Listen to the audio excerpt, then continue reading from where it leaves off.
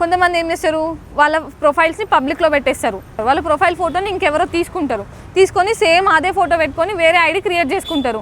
రాజు ఉందనుకో, రాజు profile photo పబ్లిక్లో ఉంది, ఆ ఫోటోని డౌన్లోడ్ చేసుకొని ఇంకొక ఐడి క్రియేట్ చేసుకుంటారు. సేమ్ రాజు అనే ఫోటో పెట్టి రాజు అనే నేమ్తోనే పెట్టి నీకు మెసేజ్ చేస్తారు.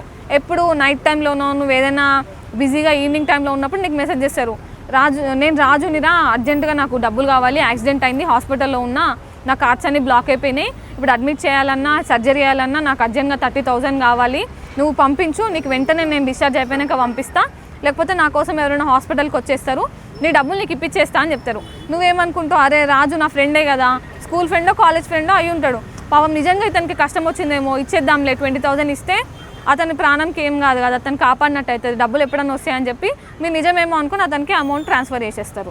కాకపోతే అలాంటప్పుడు మన ఫ్రెండ్స్ అయినా ఫ్యామిలీ అయినా ప్రాబ్లమ్స్లో ఉంటే హెల్ప్ చేయాలి, అది మంచి విషయమే. కాకపోతే ఒక్కసారి వెరిఫికేషన్ చేసుకోవాలి, మాట్లాడుతుంది రాజు అయినా. వాళ్ళు ఏం చేస్తారు, మోస్ట్లీ వాళ్ళు ఫాలో అయ్యే అదేంటి టైపింగ్ మాత్రమే చేస్తారు, చాటింగ్ మాత్రమే చేస్తారు, కాల్స్ లిఫ్ట్ చేయడం అలాంటివి చెయ్యరు. సో ఎవరైనా కాల్ అయితే చాట్ చేస్తుండు అంటే అతని దగ్గర ఫోన్ ఉన్నట్టు, కాల్ మాట్లాడే సిచ్యువేషన్ ఉన్నట్టే కదా. చాటింగ్ కన్నా ఈజీ ఇంకా ఫోన్ కాల్లోనే కదా మాట్లాడడము. సో ఫోన్ లిఫ్ట్ చేయట్లేడు అంటే అప్పుడు మనం డౌట్ పడాలి.